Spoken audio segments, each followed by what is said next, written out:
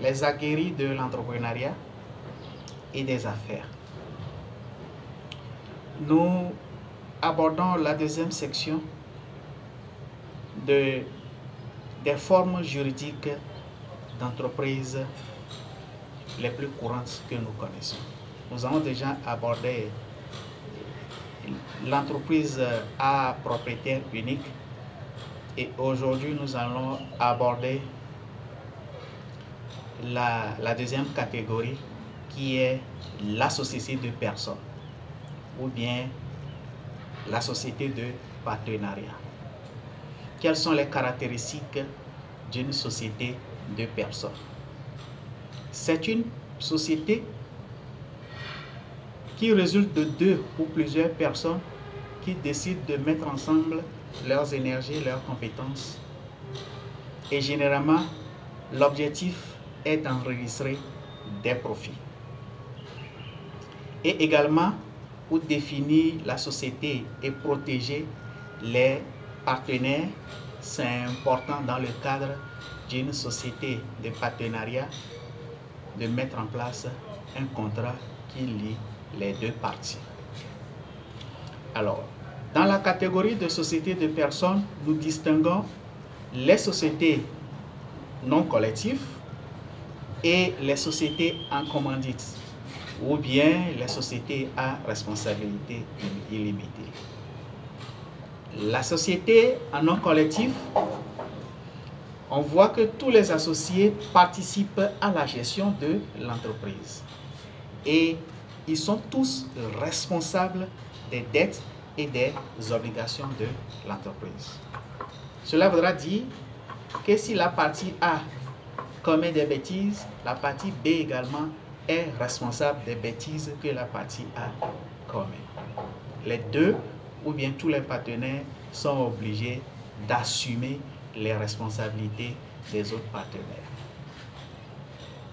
Également, un dernier élément pour caractériser la société en non collectif, c'est que les noms et les informations pertinentes de tous les associés sont renouvelés chaque 5 ans. Alors, quand nous parlons de société en commandite ou bien de société à responsabilité limitée, là, il y a certains membres qui sont des associés principaux qui contrôlent et dirigent l'entreprise et qui peuvent avoir droit à une plus grande part des profits. Et il y a une autre catégorie d'associés qui sont des associés passifs qui ne contribuent qu'au capital de l'entreprise mais ne sont pas impliqués directement dans la gestion de l'entreprise. Également, ici, il y a nécessité de rédaction d'un contrat qui lie les parties prenantes. Alors, quels sont les avantages alors d'une société de personnes? Les sociétés de personnes sont faciles à constituer. Les sociétés de personnes nécessitent un coût de démarrage bas et offrent l'avantage d'avoir des ressources, des sources de finance, des sources supplémentaires de capital d'investissement, des équipes de gestion plus importantes, un comptable, un lettre, un philosophe se mettent ensemble et ils se constituent en société de personnes. Donc, les compétences sont variées. Quels sont les inconvénients alors pour une société de personnes?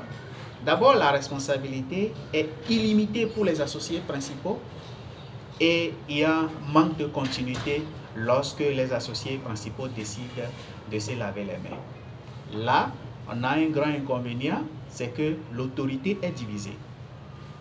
Même si tu fais partie des actionnaires principaux, tu ne peux pas te lever et prendre une décision comme ça. Il faut forcément qu'un conseil siège et c'est en fonction de ta part de contribution. Quand tu parles, ta parole a valeur de la contribution que tu mets dans l'entreprise. Et parfois, c'est difficile de trouver des associés convenables. Et comme c'est plusieurs personnes, il y a un grand inconvénient qu'on remarque, c'est beaucoup de possibilités de conflits dans les sociétés de personnes. Donc voici, nous vous présentons les caractéristiques d'une société, des sociétés de personnes leurs avantages et leurs inconvénients. À vous de faire le choix.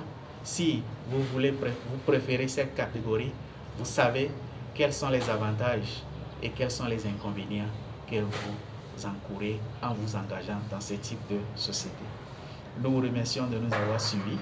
Nous vous donnons rendez-vous à très vite pour la prochaine section de vidéos concernant les formes juridiques d'entreprise les plus courantes.